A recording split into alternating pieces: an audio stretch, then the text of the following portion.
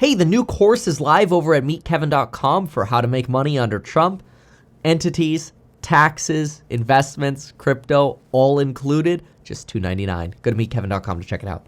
Well, Donald Trump is back to picking people from Wall Street to help out with his positions. And boy, oh boy, the head of the SEC might be somebody who has a history with the Securities and Exchange Commission. Listen to this one, and I'll tell you what it's going to mean for crypto. Let's get into it. First, Donald Trump is considering creating a crypto czar position, but that's different from the head of the SEC. The head of the SEC currently is Gary Gensler, whom we know enough about. Let's just put it this way. He's quitting right before Trump comes into office. Donald Trump has also promised to fire him on day one. So for what that's worth, Gary Gensler's out. But this new guy, who's currently expected to be the new head of the SEC, is Paul Atkins. And Paul Atkins has a pretty prolific history for basically solving problems and making them compliant. Let's put it this way.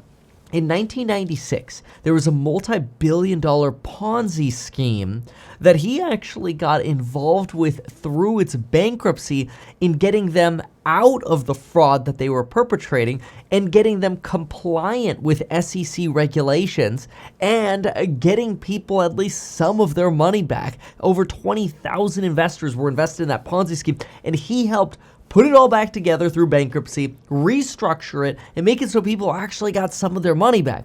That is the kind of experience that is now going to the top of the SEC. Somebody who's actually taken a big old not compliant fraud all the way to compliant and making people money again.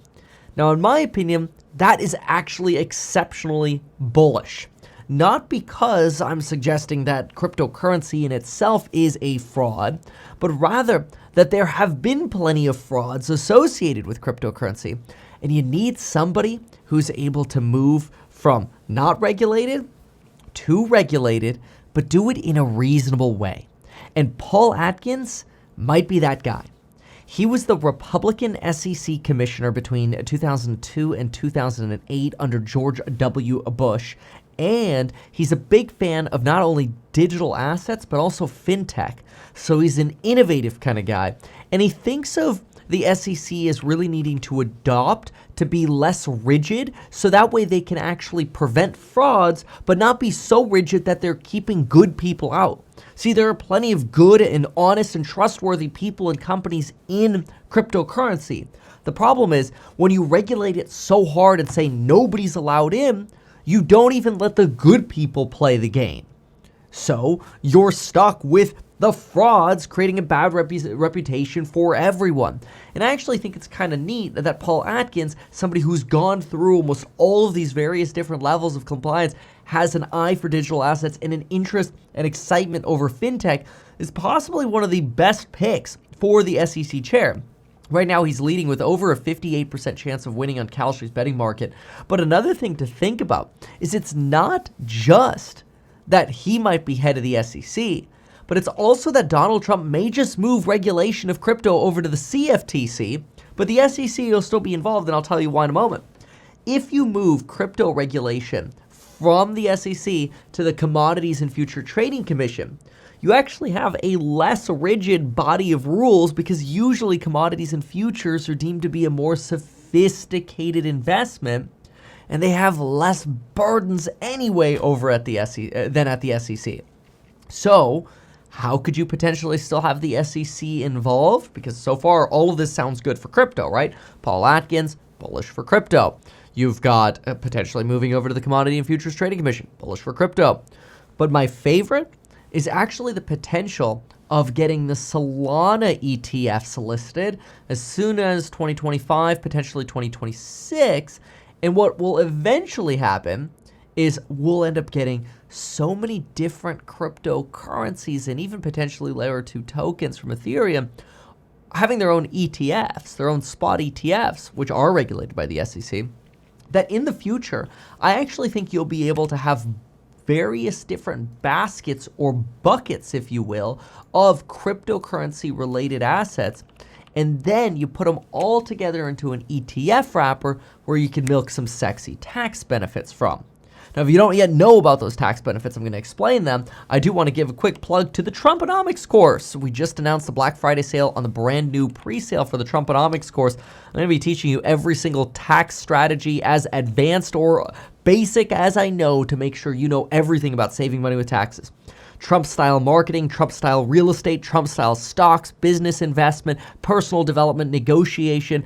Everything is going into the Trumponomics course, and you want to be a part of it. Go over to meetkevin.com to check out the Trumponomics course. And if you're interested in some in-person consulting, when you check out on the Trumponomics course, there's a special offer as well for shadowing me in person. You'll also learn about entities and trusts and everything else in the Trumponomics course. You'll love it. Check it out. Special sale for Black Friday going on now. But think about this for a moment. Let's say you put together an ETF in the future, and let's say it's 35% Bitcoin, and then you put in, say, 20% Ethereum. Maybe you put in 15% Solana, and then maybe you even get some Cardano in there, right? This is one of my favorites. Put some ADA in there. Now all of a sudden you're at a place where, okay, all right, this is great. Now we've got a bucket that we can work with. Maybe we even put 15% MSTR in here. Now what you have is this is technically a non-diversified ETF, technical term. Now what's remarkable about this is, let's say that ADA, the token on the Cardano platform, let's say that ADA ends up going from $1 to $5, and all of a sudden the weight is totally out of whack, okay? Let's say most of these stay stable, but then all of a sudden these move, and all of a sudden ADA is like 50% of your portfolio, and all of these others total up to 50%, you know, whatever it ends up being. So maybe it's, 20, 10, 10, 10 because of fluctuations in the market or whatever. Well, ordinarily, if you were to sell some ADA and try to rebalance it to all of these other items, you'd pay a lot of money in taxes because you'd be taking big gains. But if you do it within an ETF structure, you wouldn't have to pay those gains because you can exchange the ADA for the other tokens or coins like Bitcoin, which is frankly amazing and remarkable. So I think there's some serious opportunity here, and you're going to see this under better SEC regulation, or maybe just different SEC regulation, because right now it's so rigid and so hard to get approvals for these ETFs that even Solana's having trouble right now. They've got a deadline coming up on the 4th. We expect that deadline to basically lead to a denial of the Solana ETFs, but that's because you're still under Gesler. Once you get into the Trump administration, you get this new appointment, like somebody like Paul Atkins. This guy's like really smart, by the way. These are like really, really impressive finance people. Again, he worked at the SEC, but also beyond that, this guy's got a JD from Vanderbilt. He's written tons of op-eds. He's really involved with public policy, really involved with, again, digital assets, fintechs, you name it. These are just brilliant people. And so you're getting really smart people coming in. And frankly, I think it's kind of bullish for the crypto markets. I don't see how it's bearish. Now, short-term technicals, sure, are we going to reject off of $100,000? Yeah. I mean, I actually wrote in the Alpha report the other day, which I do for free. You already know about that. I thought that once we lost, got rejected pre-100 over here, I thought we were probably going to stay under $97,000 for really the rest of the month, if not the rest of the year, which are only like 33 days left in the year, so it's not that big of a deal. But I do think there's a chance we're going to sit in front of this wall for quite a while, and when we break that 100 level, we're going to break. Now, I don't know when we will, and it depends, because the next stop is 155, but a lot of that may end up being predicated on if there are market shocks that happen between now and then. I personally think most risk assets are probably going to give you a really good buy the dip opportunity between now and probably the next, 6 months from now, mostly because I think jobs reports are going to come in terribly, and they're kind of going to lead to a sell-off in everything. And unfortunately, that'll include crypto, but that could be the next big buying opportunity. So I wouldn't necessarily say go all in right now.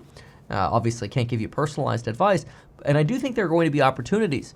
But from a regulatory point of view, I couldn't be more excited about what could potentially be coming with these ETFs, the tax benefits that are coming, the opportunities for finance under someone like a Paul Atkins. So kind of excited. You know, I said years ago that the year of crypto is coming up. It didn't come up as soon as I had hoped because we'd been stuck under Gesler. But who knows? Maybe things will turn around here. We'll see what happens. Anyway, thank you so much for watching this. Go check out the Trumponomics course over at meetkevin.com, and we'll see you in the next one. Thanks so much. Goodbye and good luck. Why not advertise these things that you told us here? I feel like nobody else knows about this. We'll try a little advertising and see how it goes. Congratulations, man. You have done so much. People love you. People look up to you. Kevin Paffrath there, financial analyst and YouTuber. Meet Kevin. Always great to get your take.